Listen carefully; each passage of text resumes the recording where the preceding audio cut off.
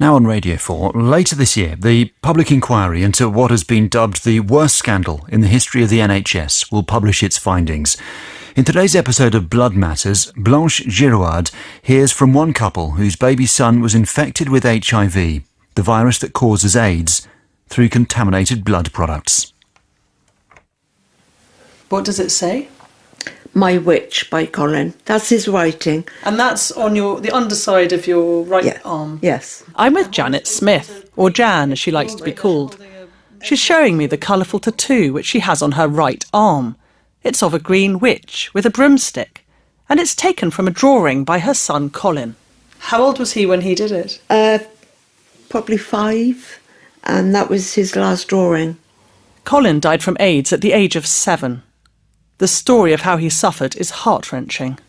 We couldn't pick him up just, we had to have him wrapped up in sheepskin. Because he was so frail? And so thin, yeah, there was nothing of him. He went down to 13 pounds, and he was 7.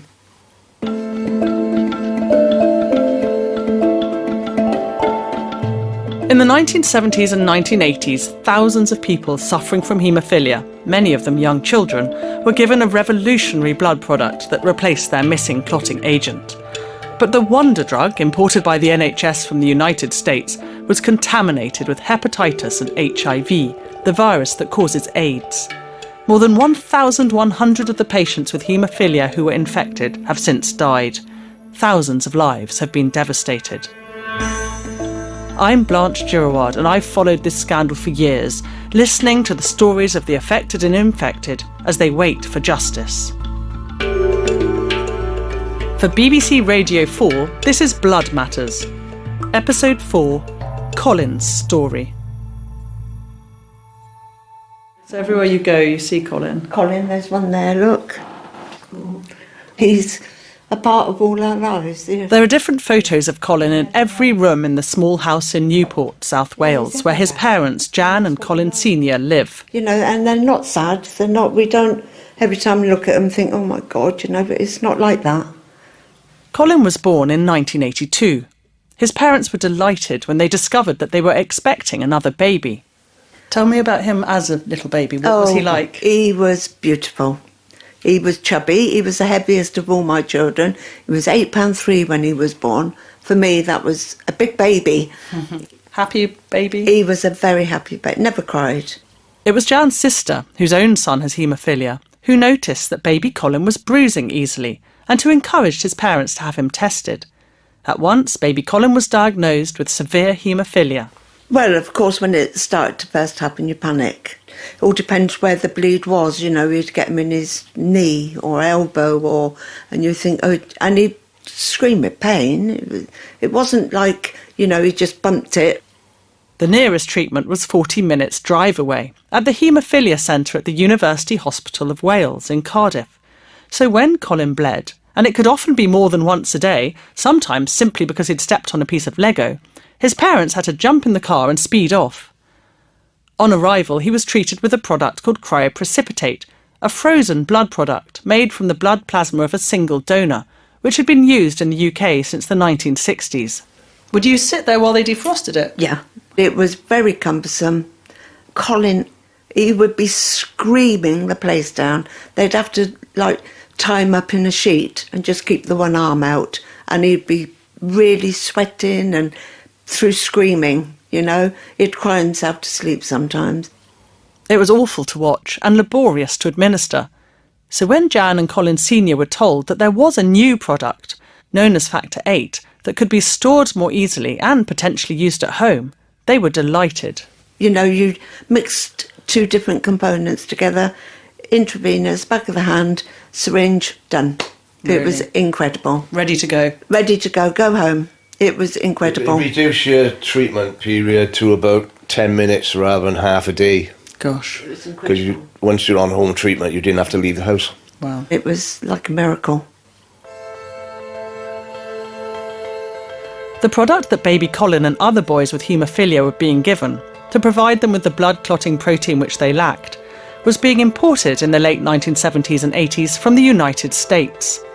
It came from thousands of donors, and in the States, unlike in the UK, the donors were paid.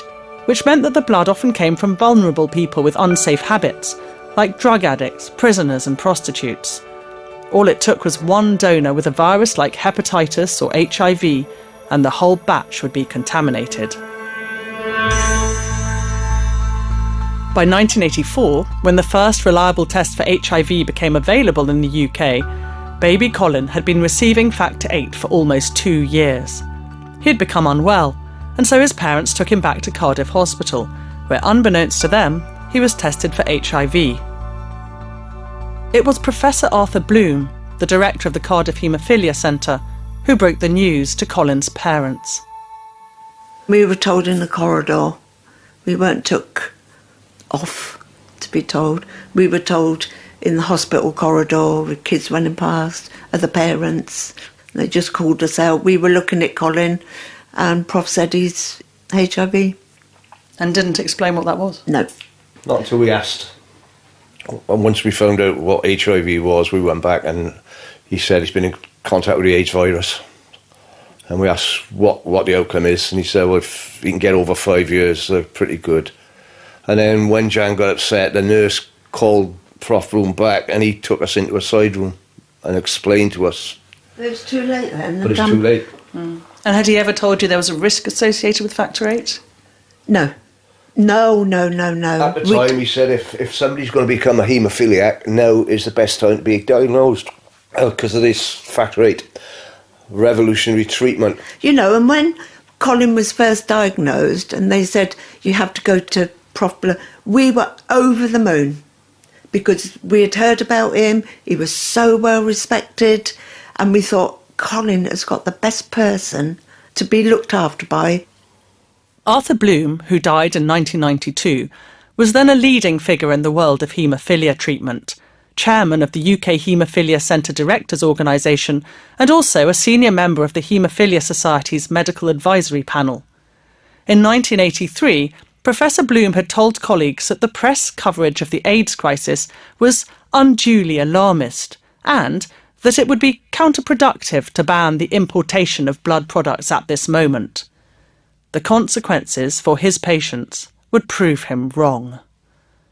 At first, Jan and Colin didn't dare tell anyone outside the family that their son had been diagnosed with HIV, though they did keep other children away from him if he bled.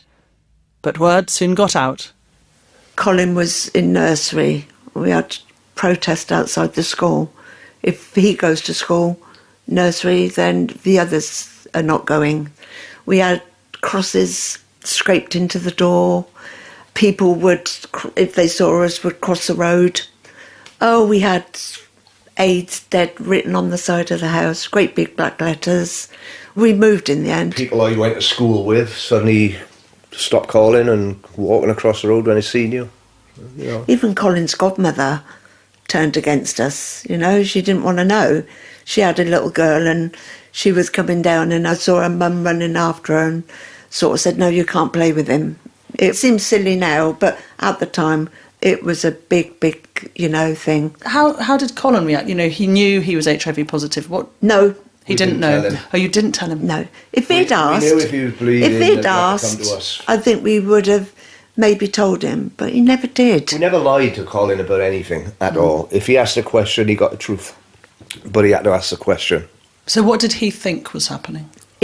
Bad blood. He thought he was down to haemophilia. Special blood. I've got a special blood.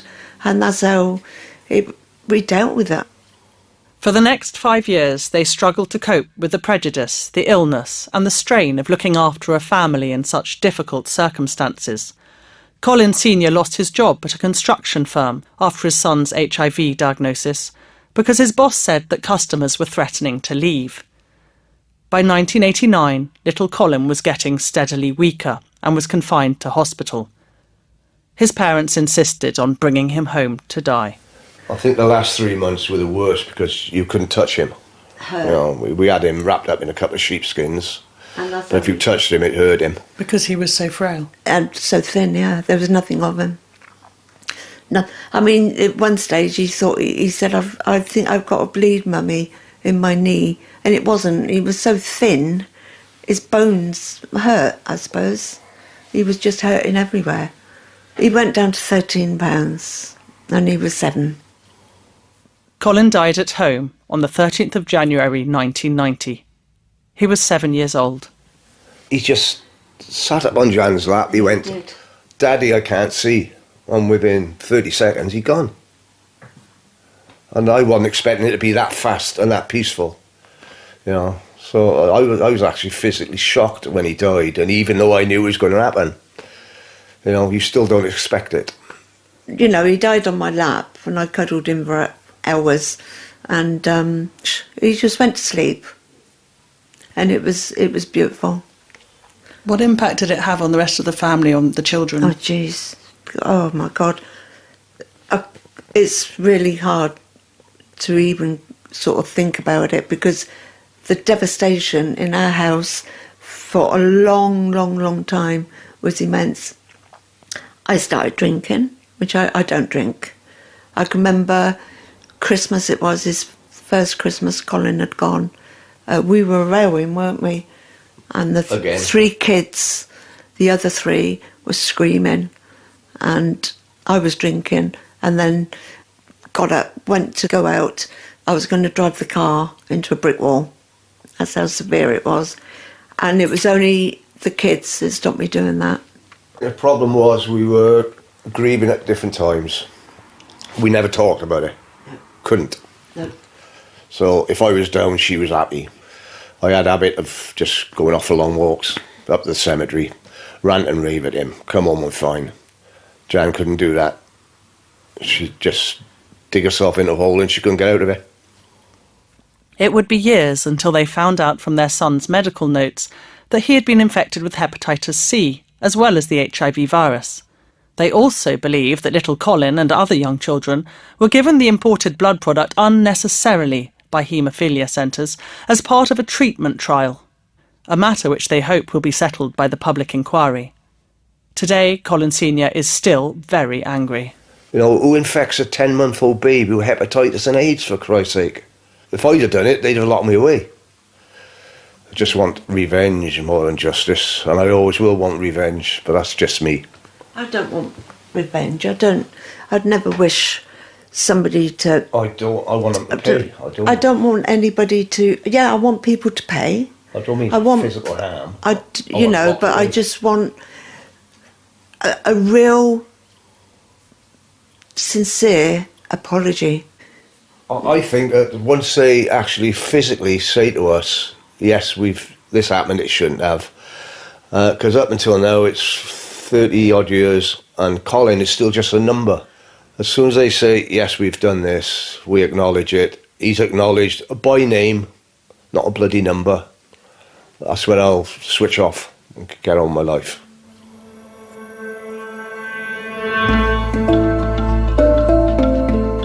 Next time, in the last episode of Blood Matters, we hear from Lauren, who was only 9 when she lost both her parents as a result of infected blood products. I was just terrified to talk about any of it, because I remember being told pretty much from the get-go that what had happened to my mum and dad, I was better off just not talking about it or mentioning it to anyone.